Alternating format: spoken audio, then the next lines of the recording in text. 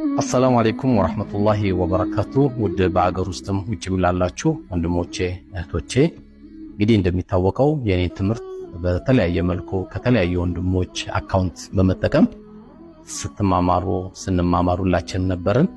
ነገር ግን በሁለት ምክንያቶች እኔም የቲክቶክ አካውንት ከፍቻለሁ።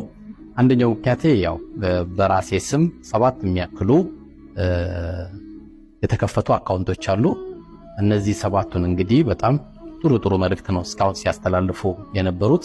ነገር ግን ነገ ለሚከሰተው ደግሞ የቃላት ችግሮች ከተጠያቂነት ሁላችንም ማንተርፍበት ስለሆነ የግድ እንግዲህ አካውንቱ መከፈት ስላለበት በሚል ከዛሬ ቀን ጀምሮ እንግዲህ በራሴ ስም አካውንት ከፍቻለሁ።